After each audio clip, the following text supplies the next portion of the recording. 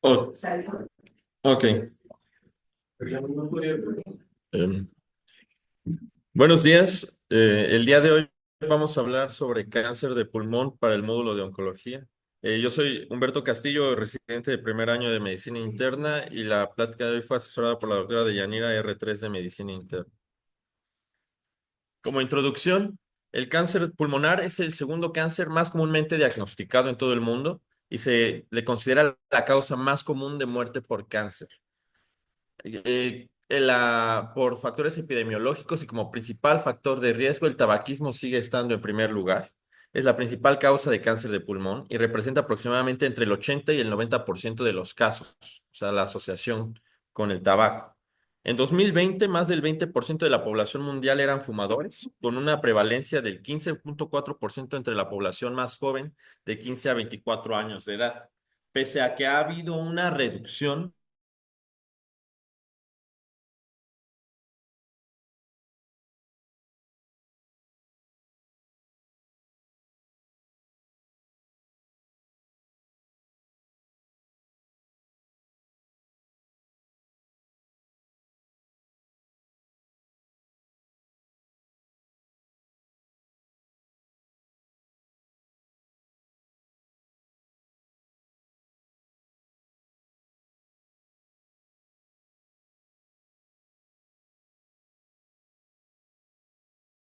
El cáncer de pulmón fue el cáncer más comúnmente diagnosticado en 2022 y es el responsable de casi 2,5 millones de casos nuevos. Es predominante en hombres, en una relación 2 a 1, y la incidencia, como les mencionaba, está disminuyendo, pero esto es más rápido en hombres que en mujeres. Al parecer, a las mujeres se tardan más tiempo en dejar el cigarro.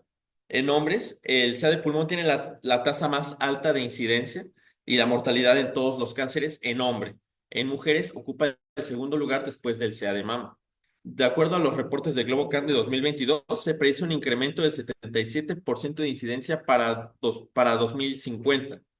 La edad media de diagnóstico es de 71 años y realmente se está trabajando en mejores métodos de cribado o de screening debido a que el 50% de los pacientes que son diagnosticados ya se encuentran en una etapa avanzada.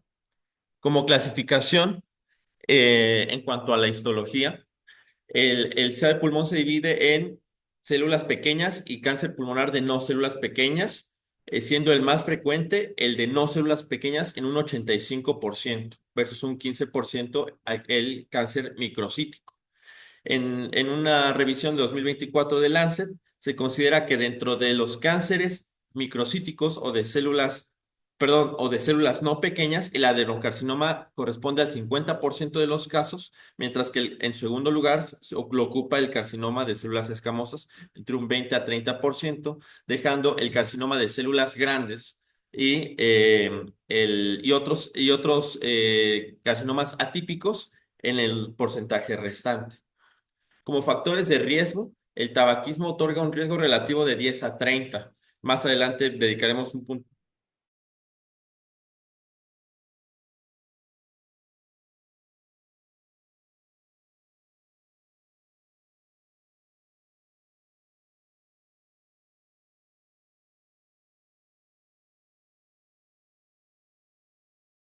Claramente los factores genéticos que de hecho ya están jugando un rol más importante a la hora de determinar las terapias, independientemente del estadiaje y la historia familiar.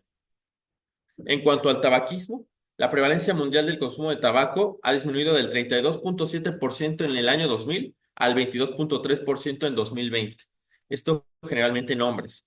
El riesgo de cáncer de pulmón es mayor en los no fumadores que viven con fumadores, es decir, tabaquismo pasivo. Les aumenta aproximadamente el riesgo un 20% que las personas que nunca han fumado o que no están expuestas al humo de tabaco. Representa la quinta causa más frecuente de cáncer en personas que no son fumadoras. Y la combustión de tabaco produce múltiples carcinógenos como los hidrocarburos aromáticos policíclicos, principalmente las nitrosaminas, que estos van a funcionar como promotores de mutaciones a nivel de las células para favorecer la progresión del cáncer hacia una estirpe invasora. La combustión produce los carcinógenos. Estos ejercen un efecto mutágeno que favorecen la activación de varias vías metabólicas y la supresión de vías de supresión de tumores. Esto principalmente mediado por la activación metabólica de la monooxigenasa P450. El ciclo o la historia de la evolución en cuanto a las células oncogénicas en pulmón es la misma que la mayoría de los cánceres. Inicia por una hiperplasia de las células basales, una metaplasia escamosa, posteriormente evoluciona a displasia, queda en carcinoma in situ y gran parte de los cánceres se quedan en en esta última etapa de carcinoma in situ, a menos que haya una predisposición genética o un carcinógeno, que es aquí donde entra el tabaco. Básicamente, las nitrosaminas lo que hacen es activar este último paso de carcinoma in situ a carcinoma invasor. El resto básicamente es por predisposición genética. En cuanto a los oncogenes más asociados a al cáncer de pulmón, están los genes que codifican los receptores EGFR, el HER2, que son receptores de tirosina quinasa.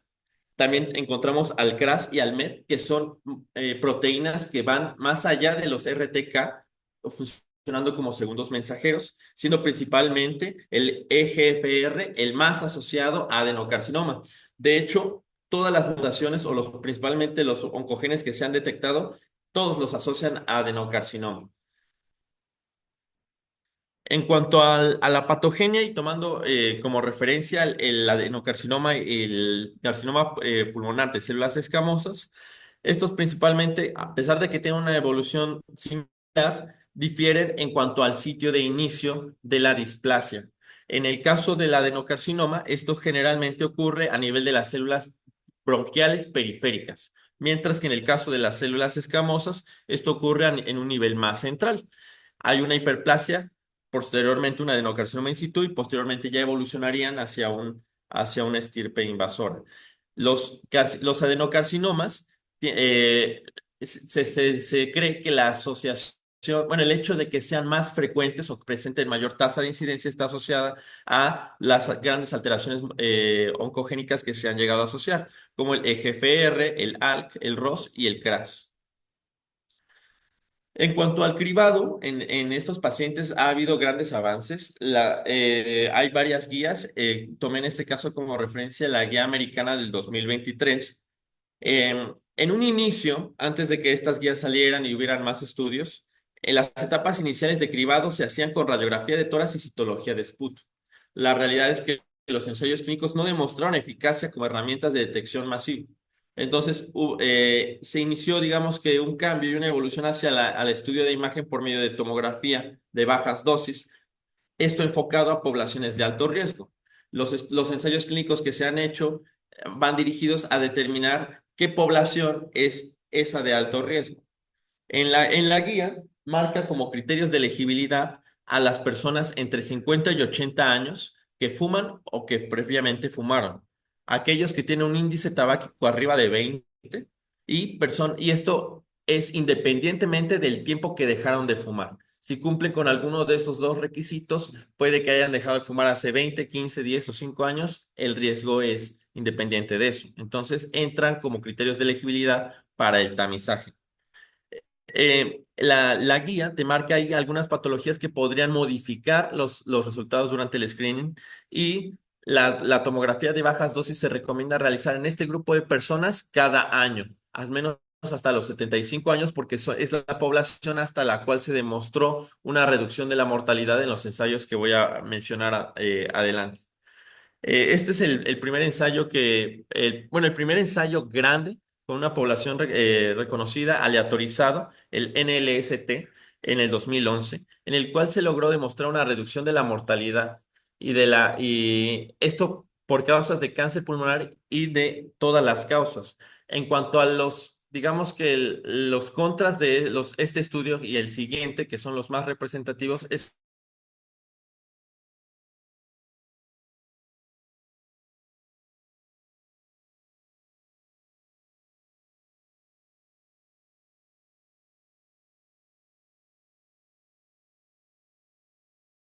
este se publicó en el New England en 2020. También se demostró una disminución significativa en las tasas de mortalidad, pero en este estudio únicamente por causas de cáncer pulmonar y no por todas las causas.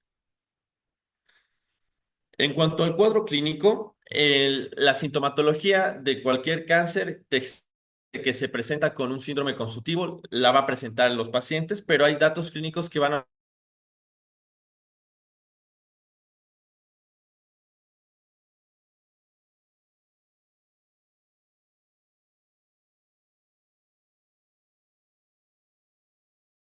eh,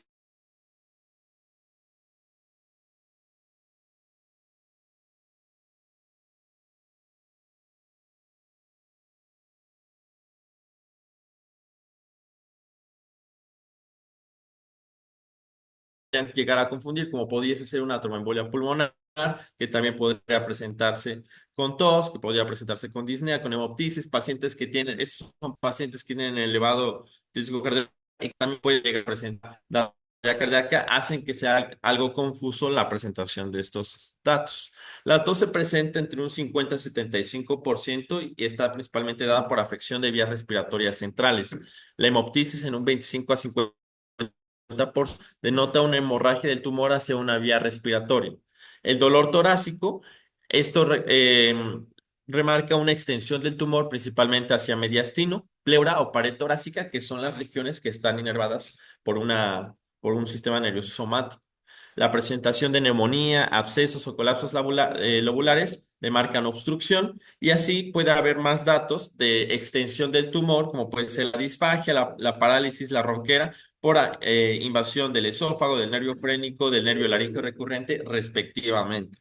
También hay presentaciones de síndrome de vena cava superior. Se menciona que el 10% de los carcinomas microcíticos tienen esa presentación.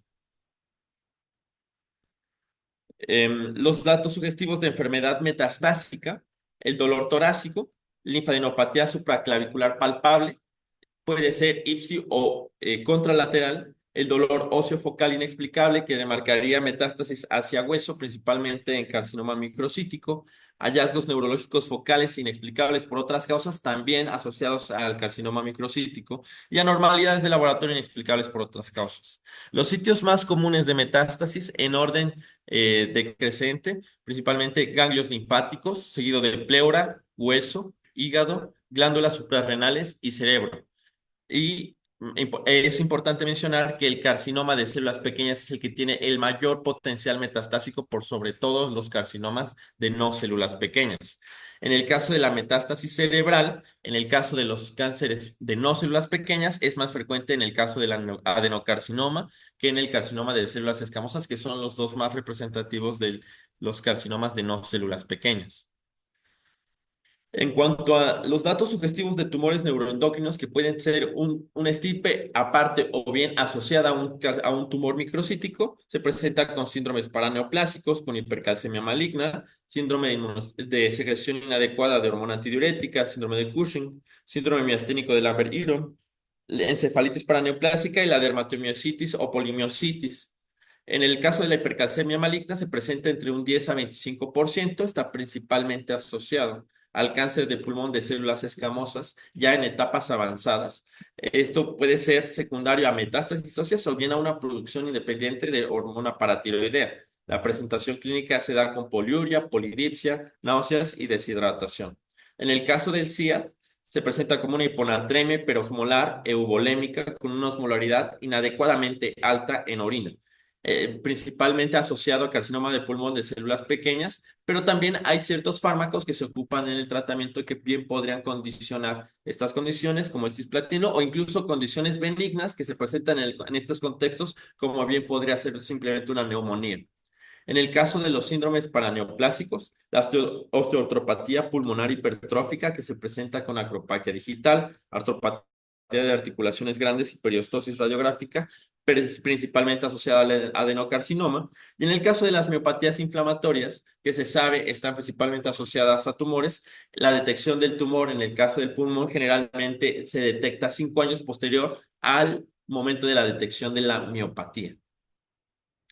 Para el abordaje diagnóstico, estos pacientes requieren digamos que de la columna básica de cualquier estudio de un paciente, una historia clínica completa con una exploración física, estudios de laboratorio básicos, el estudio de imagen principalmente asociado y que incluso las revisiones y las guías mencionan que al menos todo paciente que sospecha de cáncer pulmonar debería tener, es una tomografía computarizada contrastada de tórax y que abarque también abdomen superior para llegar a descartar metástasis a hígado, glándulas suprarrenales. Posteriormente es necesaria la evaluación histológica y con los nuevos avances en el tratamiento y la inmunoterapia, la inmunohistoquímica prácticamente ya es obligada, incluso cuando ya se haya logrado una detección histológica. En cuanto a los estudios de imagen especializados, la tomografía por emisión de positrones es el mejor estudio para lograr la estadificación completa de estos tumores, principalmente para la detección de adenopatías mediastinales. La precisión del PET da una sensibilidad y especificidad del 80 y el 88% respectivamente. Solamente hay que mencionar que es menos sensible para lesiones pequeñas, incluidos ganglios que miden menos a un centímetro, y que hay, en el caso de infecciones o otras condiciones que podrían dar falsos positivos por medio de este estudio de imagen especializado. La idea es lograr una estadificación en un inicio no invasiva por medio de este estudio de imagen y determinar sitios clave de ganglios con infiltración para en ese momento, en conjunto con otros servicios, llegar a la determinación de cuál sería el mejor sitio de biopsia para la estadificación invasiva. En cuanto a otros estudios de imagen, recordemos que la metástasis al sistema nervioso central es de las más frecuentes. Los pacientes con evaluación clínica negativa, es decir, que no tienen sintomatología neurológica, tienen realmente baja probabilidad de tener metástasis cerebral. Se me ha mencionado de un 3%, pero en caso de sintomatología, en contexto de estudio de un paciente con sospecha de una neoplasia en pulmón, el mejor estudio de imagen a realizar es una resonancia magnética. ¿Qué grupo de pacientes tienen mayor probabilidad de afección al sistema nervioso central? Aquellos con carcinoma de no células pequeñas con tumores que tienen un tamaño mayor un tumor primario mayor a 3 centímetros. Aquellos que tienen afección ganglionar mediastínica, un adenocarcinoma o un carcinoma de células grandes y obviamente el carcinoma microcítico. En cuanto a la estadificación invasiva, el método de invasión que se va a elegir depende de los sitios de localización de nódulos infiltrados por medio de los estudios no invasivos, es decir, el PET. Mencionábamos en las diapositivas anteriores que hay grupos que están enumerados y de acuerdo a eso eliges el mejor método de invasión. Puede ser por mediastinoscopía, puede ser por ultrasonido, puede ser por toracoscopía. Al final, la intención es lograr la confirmación patológica, lograr la subtipificación histológica del pulmón y posteriormente realizar pruebas con biomarcadores predictivos. Los cuatro estirpes histológicas más frecuentes ya las habíamos mencionado: el adenocarcinoma, el carcinoma de células escamosas, el carcinoma de células pequeñas y el carcinoma de células grandes. Hay ciertos datos que orientan también al diagnóstico incluso sin la necesidad de la histología. Por ejemplo, el carcinoma de células escamosas se sabe que es de los cuatro el que más tiende a formar cavitaciones, seguido del carcinoma de células grandes. La localización, el adenocarcinoma en sitios más periféricos, mientras que el carcinoma de células escamosas en sitios centrales. Si hubiese invasión a pleura por contigüidad, tendríamos que sospechar principalmente de adenocarcinoma por la localización que tienden a tener estos tumores. En cuanto a la inmunohistoquímica, los marcadores que han llegado a tener más relevancia es el PDL1, es el marcador de muerte programada. Este marcador se expresa en la superficie de las células tumorales y en el caso de resultar positivo, esto se asocia a una mejor respuesta al tratamiento con inmunoterapia. En el caso de resultar negativos, entonces se empiezan a analizar otros biomarcadores para descartar algunos mecanismos de resistencia en inmunoterapia. Pero simplemente el hecho de detectar el PD1 positivo o el ligando, que es el PDL1 positivo, es cuando entonces se puede entonces planear el esquema de tratamiento base, como ya lo conocemos, pero con inmunoterapia agregada, porque se sabe que va a tener mejor respuesta. En la tabla vemos algunos marcadores de inmunohistoquímica y el tipo de terapia con fármacos que ayudan y que van dirigidos a suprimir la promoción de estos oncogenes. Hay varios mecanismos, sin embargo, se han descubierto varios mecanismos de resistencia a estas terapias y es por eso que todavía se sigue estudiando esta parte. En cuanto a los más frecuentes, son alteraciones en el oncogen conductor, simplemente mutan y modifican la proteína del receptor del fármaco, digamos que es como bloquear el sitio de unión al fármaco, una vía de la derivación. Una vez que la inmunoterapia bloquea el sitio de acción de la vía de señalización, la célula tumoral busca una vía alterna para buscar la replicación de ella misma. Y finalmente, la transformación histológica. Esto se ha visto principalmente en los tumores microcíticos, que pueden llegar a transformarse incluso en adenocarcinomas. Una célula tumoral microcítica que puede llegar a combinarse o puede llegar a transformarse en un tumor neuroendocrino o mixto o de células escamosas. Es decir, pueden cambiar incluso de estirpe histológica como un mecanismo de resistencia. En cuanto a la clasificación del TNM, en la tabla de arriba me parece que lo simplifica bastante bien. La letra T por tamaño, T1 menos de 3 centímetros, T2 de 3 a 7 centímetros, T3 más de 7 centímetros y T4 cuando el tumor cumple alguna de las siguientes características: invasión a mediastino, grandes vasos, corazón, nervio laringio recurrente, tráquea, carena traqueal, esófago y cuerpos vertebrales. O bien la presencia de nódulos tumorales separados del tumor primario, pero que estén en el mismo pulmón, pero en diferente lóbulo. Eso remarcaría un estadio T4. En el caso de la N, en los nódulos, un N2 ya te da infiltración a ganglios mediastinales, que es lo que nosotros deberíamos recordar, el N2. Y el N3 es ganglios contralaterales. Todo lo anterior son ganglios del mismo lado. Y la M, que es la presencia de metástasis, el M1A son metástasis cercanas, M1B son metástasis a distancia. Son como los puntos clave que deberíamos recordar. Y una vez que ya lo separamos en estadios, el estadio 4 es cuando hay presencia de metástasis, ningún estadio antes lo tiene.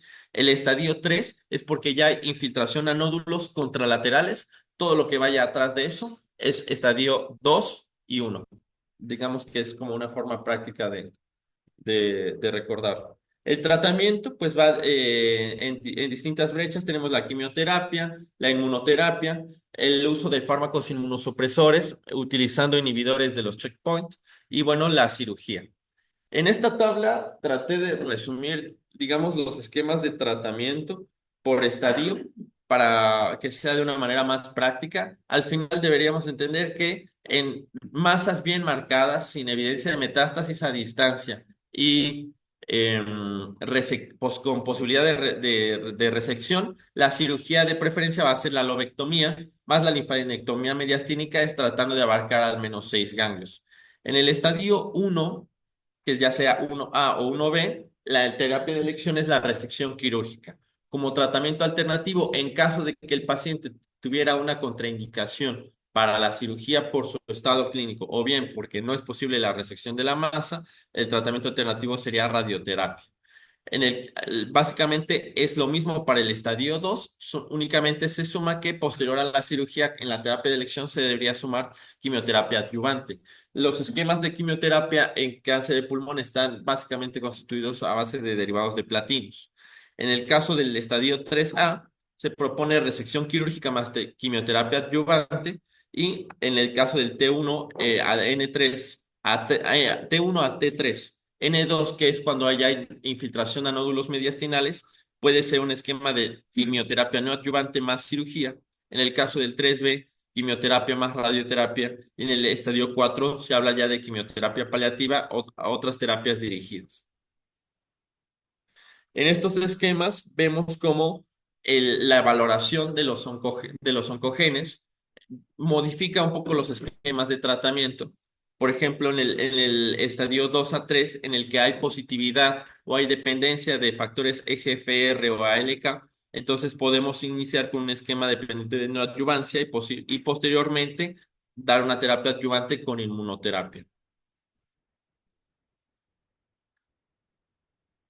Hablando un poco ahora sobre el cáncer pulmonar de células pequeñas, porque digamos que esto es la mayor parte de lo que se tocó en la plática fue sobre cáncer pulmonar de células no pequeñas, pues este tumor se presenta en sitios centrales, surge de la submucosa, de las vías respiratorias como un tumor perihiliar generalmente lo encuentras en un sitio central. Es muy raro encontrarlo a nivel periférico, esto solamente ocurre en un 5%. Se originan del sistema neuroendocrino y pueden clasificarse histológicamente como un carcinoma microcítico puro o combinado. Cuando hablamos de combinado es porque en la masa pulmonar se identifica más del 10% de células neuroendocrinas. Entonces, en ese caso se habla de un tumor mixto, microcítico mixto. Se caracteriza por su capacidad para hacer metástasis a cerebro, hígado y huesos. Se presenta a veces como un síndrome de vena cava superior o puede generar la compresión de mediastino en el caso en el 10% de los casos. Em, la mayoría de los pacientes en los cuales se hace diagnóstico ya se encuentran con metástasis. Los marcadores de inmunohistoquímica más específicos, o el más específico es el CD56 para este tipo de tumor. Los más sensibles es la cromogranina y la sinaptofisina. Y también se ha asociado el factor de transcripción tiroideo, el TTF1, que es positivo aproximadamente en el 80% del cáncer pulmonar de células pequeñas. Sin embargo, el problema es que también positiviza en los casos donde se presenta a nivel periférico y entonces eso hace que no sea el marcador ideal para distinguir tumores secundarios o metástasis de un primario microcítio. En cuanto al tratamiento, difiere de si se encuentra en una etapa localizada o en una etapa extendida. La etapa localizada es básicamente la tumoración con infiltración a ganglios del mismo lado o del mismo pulmón en el que se encuentra. Todo lo que no cumpla con esa definición, es decir, ganglios contralaterales o metástasis a distancia, ya entra como una terapia extendida. En el caso de de la etapa localizada, el tratamiento es con quimioterapia y radioterapia torácica. Y en el caso de la terapia extendida, es meramente con quimioterapia y en el caso de las metástasis cerebrales se puede incluso proporcionar esquemas, bueno, se proporciona esquemas de radioterapia holocraniana. En cuanto al pronóstico, la mayoría de los pacientes, es más del 75%, se presentan en un estadio 3 o 4 al momento del diagnóstico. En los pacientes con estadio 1A, que son los estadios más bajos, tiene una tasa de supervivencia a los 5 años de alrededor del 60%. En el caso de pacientes con estadio clínico 2 a 4, la tasa de supervivencia a los 5 años varía entre el 40 y menos del 5%. Es por eso la insistencia en los sistemas de cribado para lograr un diagnóstico más temprano, ya que esto se ha identificado que mejora la supervivencia y mejora, pues sí, mejora el pronóstico de los pacientes. Y bueno, eso sería todo.